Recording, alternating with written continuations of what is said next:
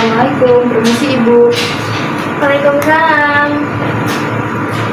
Kamu pasti Mbak Marsha ya? Ayo silakan masuk, silakan duduk. Terima kasih Ibu.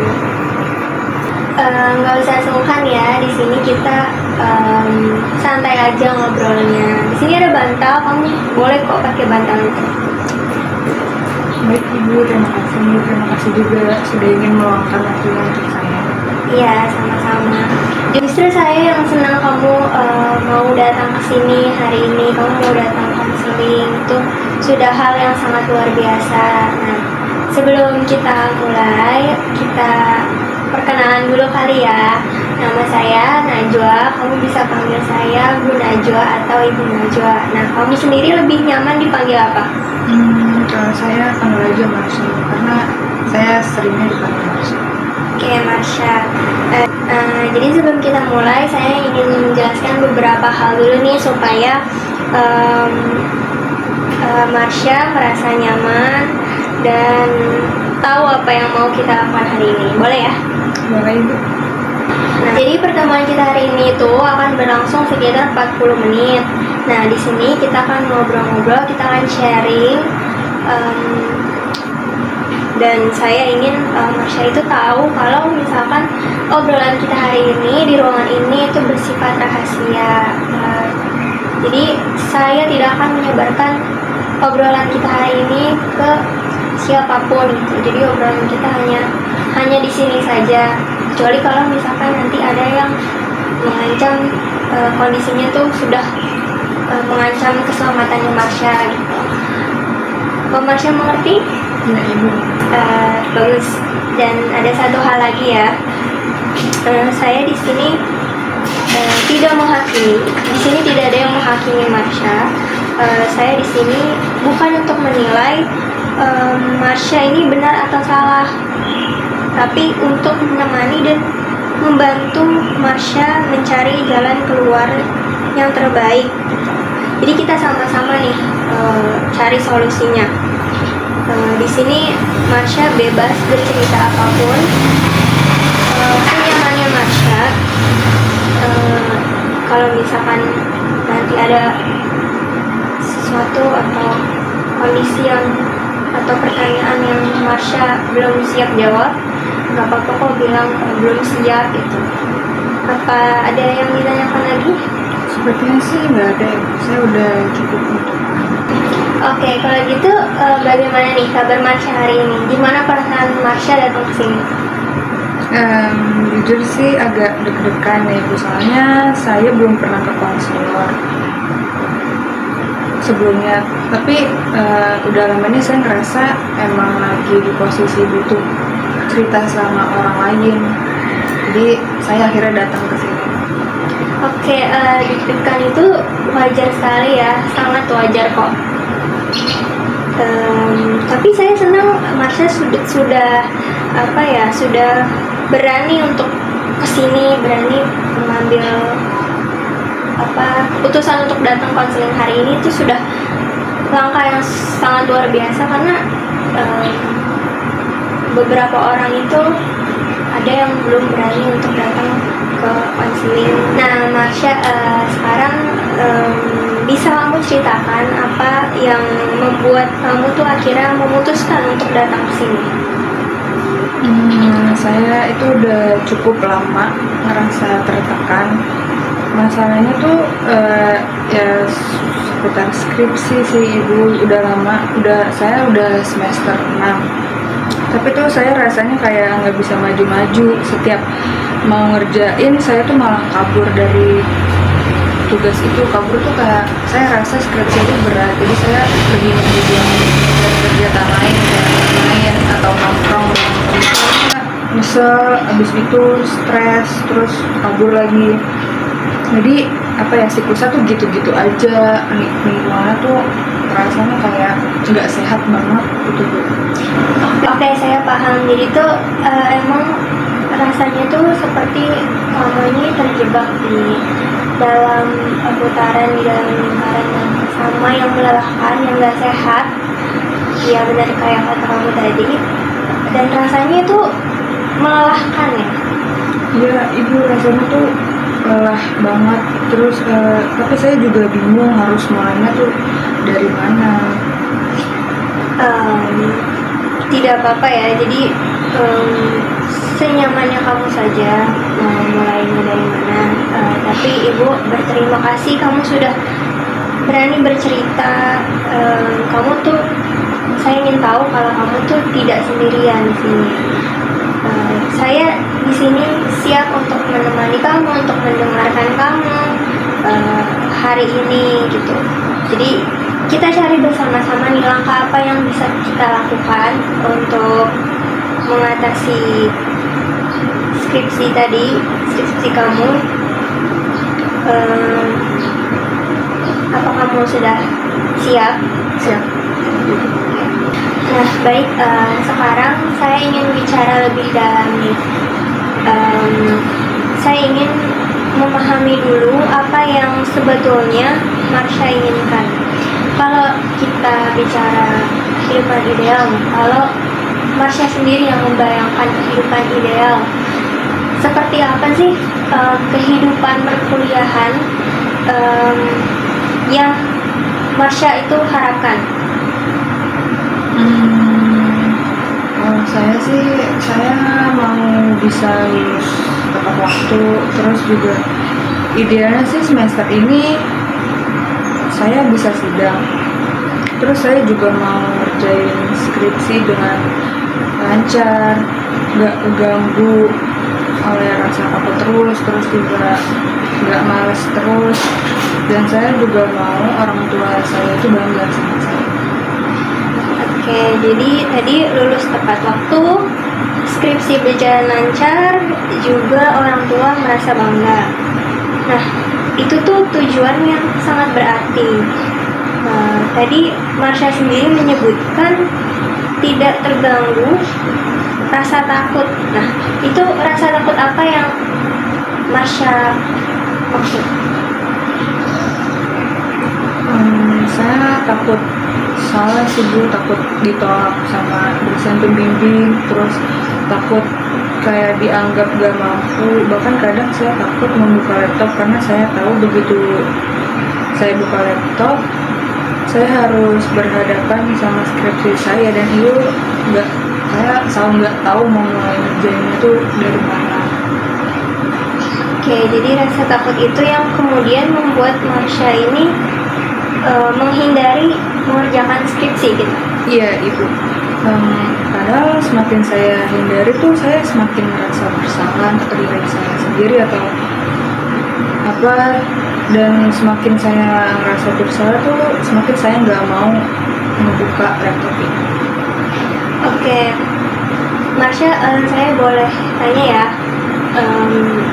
sebenarnya di lubuk hati yang paling dalam apa sih yang Marsha inginkan dari proses pengerjaan skripsi ini? Bukan sekedar lulusnya ya, tapi prosesnya. Proses itu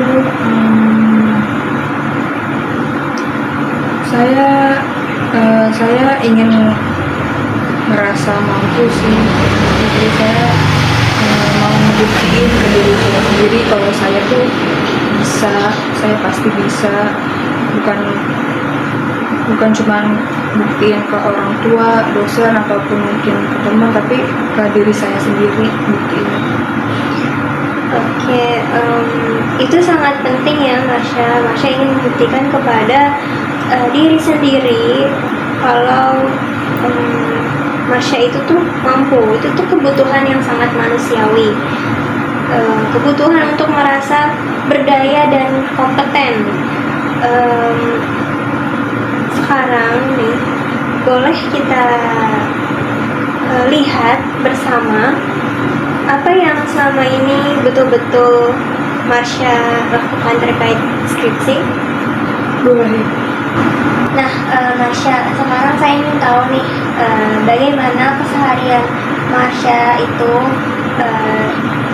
terutama dengan yang terkait dengan pengerjaan skripsi. Jujur ya Bu, dalam seminggu ini tuh saya hampir nggak pernah nyentuh skripsi sama sekali. Kalau buka laptop juga gak niat buat ngerjain skripsi, paling kayak nonton drama atau nonton film. Terus setiap saya bangun pagi tuh saya udah mau ngerjain, tapi habis sarapan tuh saya malah main HP. Terus habis sarapan ya saya istirahatnya ya lanjut main HP lagi atau ngerjain kegiatan lain atau saya main. Terus ya tahu-tahu udah siang, atau udah siang, tahu-tahu udah sore, atau nggak tahu-tahu udah malam. Terus saya sebenarnya saya sering bilang sih ke diri saya sendiri, kalau misalnya udah siang nih, sebenarnya kayak saya jadwalnya kerjanya siang, tapi pas siang tuh saya malas atau saya ada kegiatan lain. Terus saya bilang ke diri saya sendiri kayak udah nanti sore aja deh. Terus pas sorenya datang, saya malah ngelakuin kegiatan lain lagi. Saya ngerasa malas juga. Terus saya bilang kayak ya udah malam aja deh. Pas malam juga saya kan orang kayak rada ngantukannya, jadi habis saya makan atau ngelakuin aktivitas saya nonton atau ngelakuin kegiatan lain tuh saya ujung-ujungnya tidur. Terus ya besoknya gitu terus, repeat gitu. Oke, jadi setiap hari Marsha ini berniat untuk mulai, tapi selalu ada hal-hal yang bikin proses pengerjaan skripsinya itu tertunda gitu. Kayak yang tadi kamu bilang gitu kan. Selain menunda-nunda nih, hal lain apa aja sih yang Marsha lakukan ketika seharusnya tuh mengerjakan skripsi? Mungkin nonton sih Bu, karena saya suka banget nonton film luar atau enggak film Indonesia. Terus yang mungkin tontonan yang menyita waktu saya banget itu ketika saya nonton drama Korea, karena kalau drama Korea itu kan episodenya panjang banget. Terus kayak saya istilahnya kayak maraton gitu, jadi waktu saya tersitanya tuh banyak banget. Saya juga biasanya tuh seneng scrolling media sosial kayak Instagram, TikTok, itu juga nyita waktu saya banyak banget. Dan kalau saya ngelakuin itu saya kayak nggak mau berhenti gitu, jadi ya nggak bisa stop lah. Di situ juga kadang saya main atau enggak jalan-jalan sama teman-teman saya. Padahal tuh harusnya saya di kos di deskripsi, tapi karena saya malas mungkin untuk deskripsi dan saya lebih milih buat melakukan kegiatan yang saya suka, yang bikin saya senang. Jadi ngedeskripsi itu selalu ketunda-tunda. Oke, terus gimana nih perasaannya Marsha sendiri setelah melakukan semua itu tadi, kayak nonton drakor, terus scrolling, terus jalan-jalan? Apa perasaannya Marsha? Saya senang banget sih Bu, karena kegiatan-kegiatan tadi tuh emang kegiatan yang saya suka banget. Tapi habis ngelakuin kegiatan itu ya saya masih selalu merasa bersalah. Sebenarnya saat ngelakuin kegiatan-kegiatan yang menyenangkan itu saya juga sering kepikiran sama skripsi, cuman kayak ya udahlah, kayak ya udahin aja terus. Terus juga kalau misalkan siang tuh kadang saya kan ngantuk kan, saya gampang banget tidur. Kalau misalkan malam harinya tuh saya suka susah tidur kalau misalkan habis main atau kayak habis nongkrong. Kadang saya juga mikirin skripsi, cuman saya nggak cuman mikirin doang tapi nggak ngerjain. Terus juga saya tahu banget kalau saya tuh buang-buang waktu, tapi saya kayak nggak bisa berhenti buat ngelakuin hal yang saya sukain dan nyepelein skripsi saya gitu. Oke, jadi Marsha tahu kalau bahwasanya perilaku yang tadi Marsha lakukan itu justru malah tidak membantu, tapi Marsha sendiri ini tetap melakukannya karena merasa nyaman sesaat gitu. Jadi Marsha lebih nyaman melakukan hal-hal yang tadi itu daripada menghadapi rasa takut tadi. Nah, apakah pemahaman saya ini sudah tepat? Ya udah tepat sekali Bu. Saya menghindar karena gak mau ngerasa takut. Tapi dengan menghindar saya juga malah ceritain masalah-masalah baru. Iya betul ya. Marsha ini sudah sangat sadar tentang konsekuensi dari perilaku Marsha sendiri gitu, dan jujur dengan diri sendiri. Nah itu hal yang sangat luar biasa.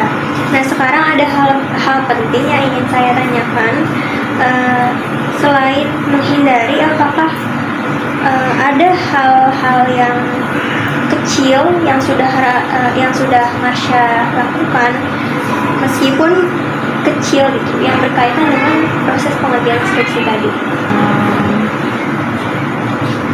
2 minggu lalu sih saya sempat baca satu jurnal, dan kemarin saya juga udah nulis satu paragraf di bab 2 skripsi saya.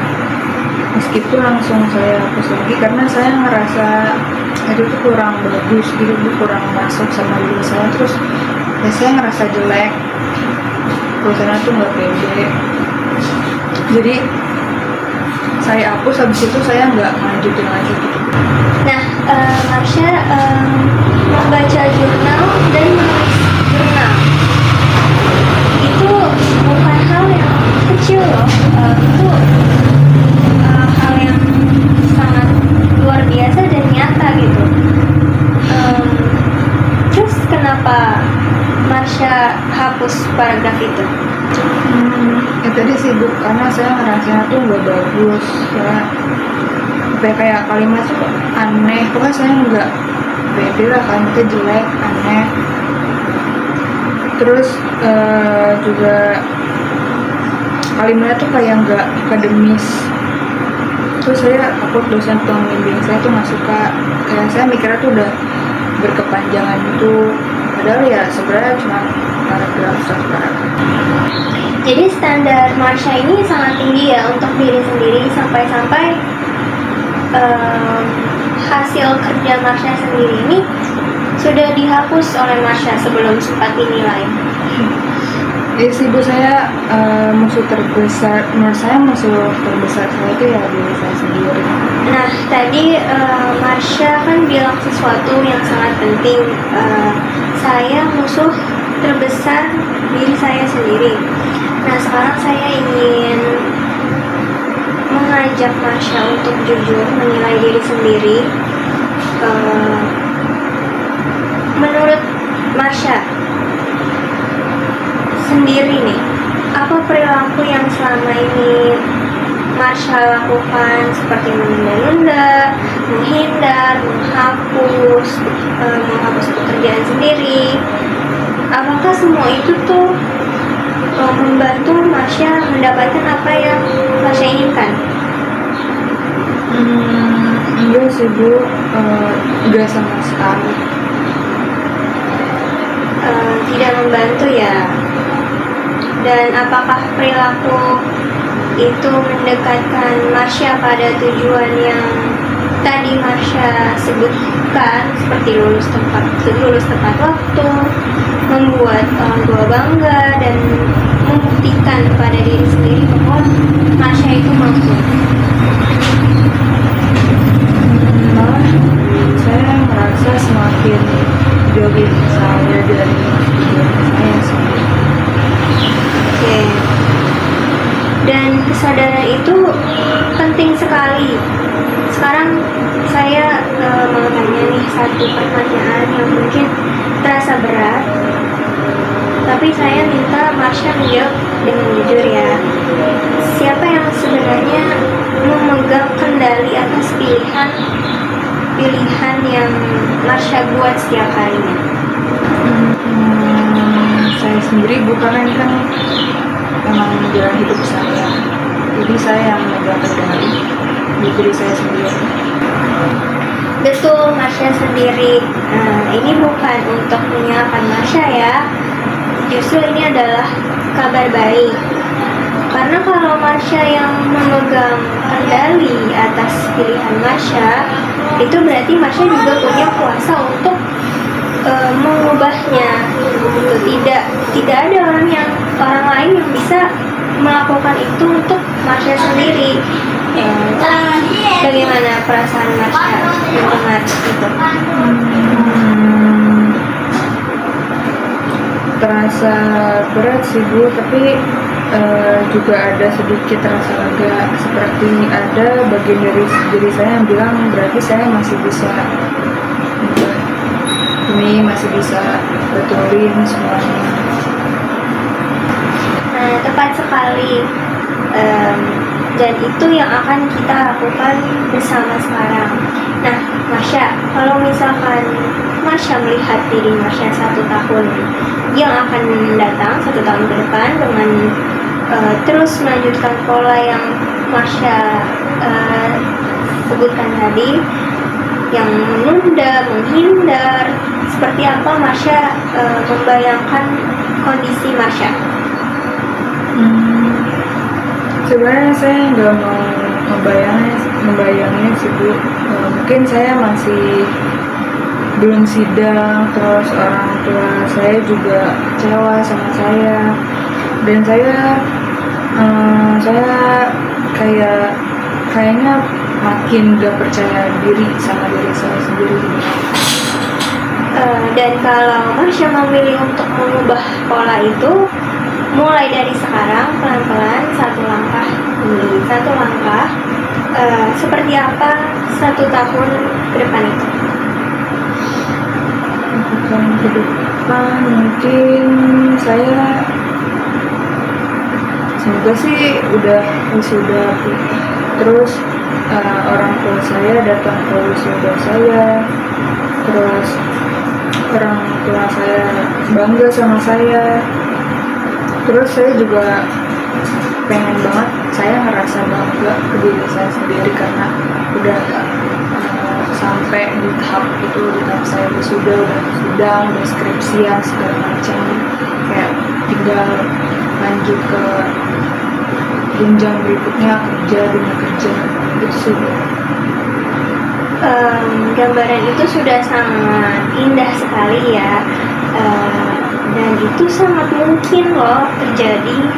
Nah, sekarang kita mulai bicara tentang langkah-langkah yang nyata yang bisa Marsha lakukan, yang bisa Marsha ambil. Kita cari langkah-langkahnya bersama-sama. Nah, Marsha, saya ingin kita membuat rencana yang sederhana dari hal-hal yang paling kecil aja dulu, yang langkah kecil yang bisa Marsha lakukan gitu, yang sederhana, yang realistis, dan bisa benar-benar Marsha tuh lakukan, bukan rencana yang muluk-muluk yang bagus gitu, karena kita tahu itu yang sering membuat Marsha itu lari kan. Kita mulai dari yang kecil dulu aja nih, boleh? Boleh Bu. Saya setuju sih. Selama ini saya selalu punya rencana yang ambisius, mungkin terbilang kayak yang tinggi juga, tapi rencana yang saya pikirin atau rencana ambisius yang saya siapin itu tuh nggak pernah jalan. Jadi ya saya selalu stuck di situ-situ aja. Bagus, Marsha sendiri sudah mengenali itu ya. Sekarang saya mau tanya nih, dari semua bagian skripsi yang belum selesai, kira-kira bagian mana yang paling bisa Marsha kerjakan dalam waktu dekat? Bukan yang paling penting ya, tapi yang paling bisa Marsha mulai besok pagi misalnya. Mungkin menyusun kerangka bab 2 sih Bu, karena saya udah punya, terus udah nyimpen sama udah baca beberapa jurnal yang menurut saya tuh relevan. Jadi saya tinggal mengorganisasiin aja, saya tinggal bikin kalimat dari referensi jurnal-jurnal itu, terus saya taruh kalimat itu di double skripsi saya.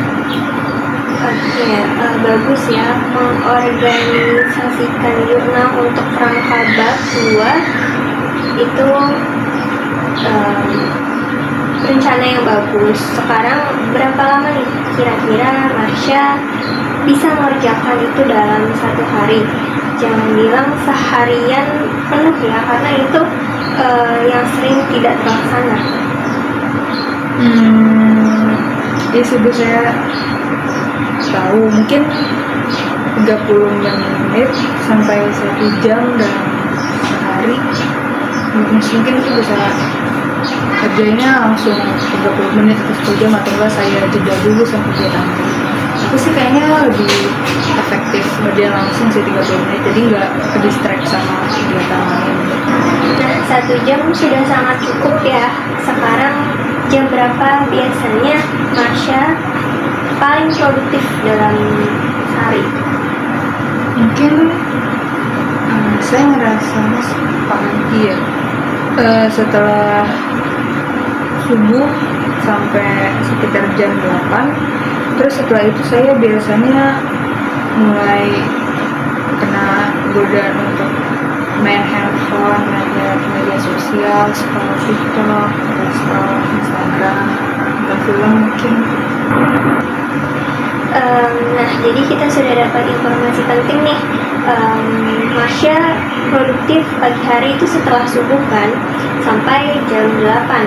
Nah, dan besok Marsha akan mencoba mengerjakan kerangka bab 2 selama 1 jam, antara jam 6 sampai dengan jam 7 pagi misalnya, sebelum godaan HP itu datang. Apakah itu terdengar seperti rencana yang benar-benar bisa Marsha lakukan? Iya sih Bu, itu terdengar bisa karena menurut saya nggak terlalu. Nah, itu bagus. Sekarang satu hal lagi nih, apa yang biasanya menjadi pintu masuk godaan untuk menghindari skripsi tadi? Tadi Rara bilang HP. Iya Ibu, begitu saya buka HP pagi tuh saya langsung kegoda sama notifikasi media sosial yang ada di HP saya, apapun notif itu, terus ya jadinya kebiasaan sih. Jadi satu hal konkret yang bisa Marsha coba itu besok pagi ya, sebelum membuka HP, Rara buka laptop dulu dan langsung buka file skripsi, langsung dia tuh ngerjain rangka buat itu tadi.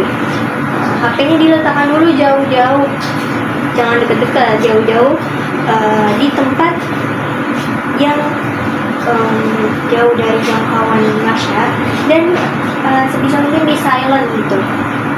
Hanya 1 jam, coba untuk 1 jam saja. Nah, setelah 1 jam baru deh Marsha boleh buka HP, boleh main HP. Dan apakah Marsha sendiri bersedia melakukan hal itu? Kedengarannya sih sederhana banget ya Bu, tapi menurut saya sih itu kayaknya bakal susah banget sih di saya, tapi ya saya bakal coba sih. Bagus sekali. Dan Marsha, saya ingin mengingatkan satu hal nih, kalau besok Marsha duduk 30 menit saja, bukan 1 jam, itu sudah jauh lebih baik dari hari ini. Progres bukan tentang sempurna, tapi tentang bergerak. Marsha tadi bilang menghapus paragraf yang sudah ditulis. Bagaimana kalau mulai sekarang apapun yang Marsha tulis itu tidak boleh dihapus dulu dalam 1 minggu ini. Biarkan saja jelek atau bagus, tulis saja dulu. Itu mungkin yang saya butuhkan sih Bu. Saya izin untuk menyelesaikan sesuatu yang belum sempurna. Tepat, tidak ada tulisan pertama yang sempurna. Bahkan penulis terbaik pun menulis draft itu yang berantakan dulu. Skripsi bukan tentang sempurna di percobaan pertama, tapi tentang terus memperbaiki, terus belajar dari kesalahan. Jadi rencana Marsha untuk minggu ini adalah 1. Setiap pagi antara jam 6 sampai dengan jam 7 buka laptop dulu sebelum buka HP. Dan kerjain skripsi selama 1 jam. Nah, dijauhin deh tuh HP-nya. Kerjain selama 1 jam dulu aja. Nah, yang kedua, fokus pada mengorganisasikan kerangka berdua menggunakan jurnal yang sudah ada seperti yang sudah tadi Marsha jelaskan kan. Yang ketiga, apapun yang ditulis itu tidak boleh dihapus dulu. Jadi mau itu jelek, mau itu berantakan, itu jangan dihapus dulu gitu selama 1 minggu. Nah, apakah rencana ini terdengar masuk akal dan bisa Marsha lakukan? Iya sih Bu, masuk akal.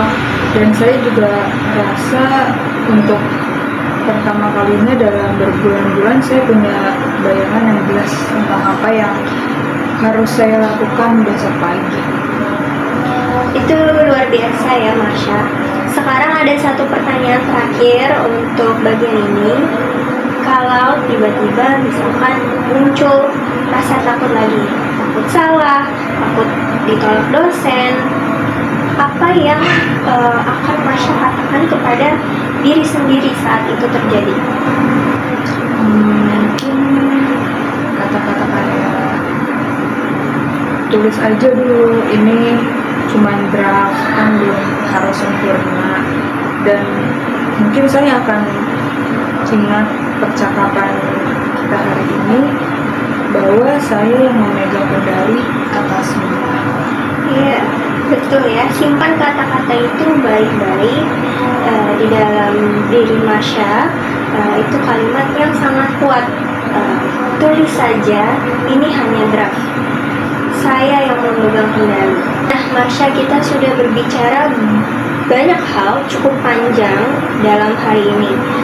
Sebelum kita mengakhiri pertemuan ini, saya ingin tanya dulu nih beberapa hal. Pertama, saya ingin merangkum apa yang sudah kita bicarakan tadi bersama-sama. Boleh? Boleh. Nah, hari ini Marsha datang dengan perasaan deg-degan, dengan perasaan takut dan tertekan dan terjebak dalam lingkaran prokrastinasi yang sudah berlangsung lama. Marsha merasa takut menghadapi skripsi karena takut salah dan takut dinilai tidak mampu. Akibatnya Marsha menghindar lewat HP, lewat drakor, scrolling, jalan-jalan, tidur, dan berbagai aktivitas lain yang sementara terasa nyaman, tapi kemudian muncul rasa bersalah itu. Tapi kita juga menemukan sesuatu yang lebih penting, bahwa sebenarnya Marsha ini tahu apa yang Marsha lakukan ini tuh apa yang merugikan Marsha sendiri gitu. Jadi Marsha ingin lulus, Marsha punya tujuan yang tadi Marsha sebutkan. Marsha ingin lulus, Marsha ingin membanggakan orang tua, dan yang paling dalam, Marsha ingin membuktikan kepada diri Marsha sendiri bahwa Marsha ini sebenarnya mampu, bahwa sebenarnya Marsha ini tuh bisa gitu. Dan Marsha juga sudah menyadari bahwa Marsha sendiri yang memegang kendali hidup, yang memegang kendali atas pilihan-pilihan dalam kehidupan Marsha itu. Nah, apakah rangkuman saya ini sudah tepat, Marsha? Tepat sekali Bu. Bahkan di rangkum seperti itu saya jadi lebih nangkep sendiri situasi saya sendiri. Bagus. Dan kita sudah membuat rencana tadi ya, rencana yang konkret yang bisa Marsha lakukan selama kedepannya gitu. Bukan langkah, bukan rencana yang besar dan bukan rencana yang bagus, tapi rencana kecil, dari langkah kecil yang bisa Marsha lakukan mulai dari esok ya, mulai dari hari esok. Jadi setiap pagi itu laptop sebelum HP, fokus di kerangka bab 2 dan tidak menghapus tulisan selama 1 minggu. Dan Marsha, sekarang saya ingin mendengar dari Marsha sendiri nih, apa yang paling berkesan atau paling bermakna dari percakapan kita, dari obrolan kita hari ini? Yang paling berkesan itu waktu ibu bilang kalau karena saya yang memegang kendali berarti saya juga yang bisa mengubahnya. Nah itu tuh kayak saya selama ini merasa kalau korban dari situasi saya sendiri Bu, jadi korban dari rasa takut saya sendiri, tapi ternyata saya bukan korban, saya sendiri yang memilih buat menghindar, dan saya juga sebenarnya punya pilihan buat menghindar, tapi gak tau kenapa saya malah memilih buat menghindari itu. Nah itu wawasan yang sangat berharga ya yang Marsha sudah dapatkan hari ini, dan itu bukan saya yang memberikannya kepada kamu, tapi kamu sendiri yang menemukannya selama tadi percakapan kita, obrolan kita. Saya di sini hanya mengajukan pertanyaan, tapi kamu sudah sudah punya pilihan-pilihan yang kamu buat sendiri. Kekuatan itu sudah ada di dalam diri kamu sejak tadi gitu, sejak awal kita ngobrol-ngobrol. Terima kasih banyak Ibu, saya gak nyangka satu sesi ini tuh bisa membawa dampak yang sebesar ini sih, karena ini lumayan efek di saya, lumayan buat saya berpikir dan pengen berubah menjadi lebih baik lagi supaya saya bisa ngerjain skripsi saya dalam tepat waktu biar jalan. Nah, Marsha, satu hal yang ingin saya ingatkan sebelum kita tutup nih, perubahan itu tidak selalu linear. Artinya mungkin besok Marsha ini bisa berhasil menjalankan rencana yang tadi sudah kita buat bersama itu. Tapi mungkin ada hari di mana hari lain ya, mungkin ada hari-hari lain di mana Marsha ini terpleset kembali ke dalam lingkaran prokrastinasi tadi itu seperti HP di luar, terus drakor, scrolling, jalan-jalan gitu, yang akibatnya skripsinya tidak terkerjakan, tidak terselesaikan gitu. Kalau seandainya itu terjadi, apa sih yang bisa Marsha lakukan?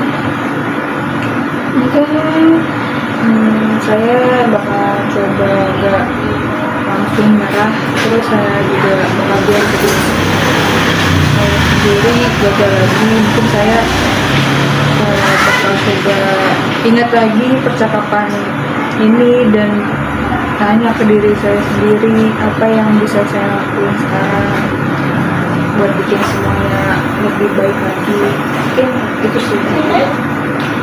Sempurna ya, jadi bukan kenapa saya gagal lagi, tapi apa yang bisa saya lakukan sekarang. Pertanyaan itu jauh lebih berguna.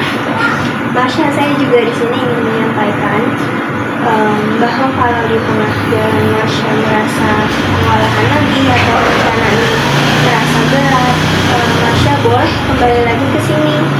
Pintu selalu terbuka. Apakah Marsha berkenan untuk kita jadwalkan sesi lanjutan kira-kira 1 atau 2 minggu lagi lah ke depan untuk melihat bagaimana perkembangan Marsha sendiri? Mau banget sih Bu, saya ngerasa butuh akun tadi tes 3 supaya ada yang ngingetin saya, supaya nantinya bakal lebih mudah saya buat belajar. Bagus, berarti kita nanti jadwalin ya sesi berikutnya 2 minggu dari sekarang, hari Rabu jam yang sama ya. Pada sesi itu nanti Marsha bisa ceritakan bagaimana pelaksanaan rencananya, apakah berhasil atau memang ada hari-hari di mana lingkaran prokrastinasi itu kembali terjadi gitu. Nanti kita evaluasi bersama-sama. Saya akan catat. Nah, sebelum kita tutup, ada yang ingin Marsha sampaikan atau tanyakan? Tidak sih Bu, Justru saya ingin mengucapkan terima kasih banyak banget ke ibu. Saya datang tadi dengan kepala yang penuh dan hati yang berat banget, yang lelah banget. Terus sekarang saya ngerasa lebih ringan dan juga lebih tenang, lebih hangat gitu deh. Justru saya yang berterima kasih kepada Marsha sendiri ya, karena Marsha sudah percaya sama saya untuk menceritakan tadi masalah-masalah Marsha. Dan ingat ya Marsha, kamu kesini datang konseling hari ini itu adalah hal yang sangat luar biasa, adalah hal yang sangat berani. Banyak orang yang membutuhkan bantuan seperti kamu tapi memilih untuk tidak melakukan konseling karena tidak berani gitu. Marsha datang ke sini jujur dengan diri sendiri dan buat komitmen untuk berubah itu bukan hal yang mudah. Semangat ya Marsha, saya yakin kamu pasti bisa. Terima kasih banyak Ibu Najwa, dan sampai bertemu 2 minggu lagi. Baik, sampai jumpa ya. Hati-hati di Sampai jalan jumpa. Marsha.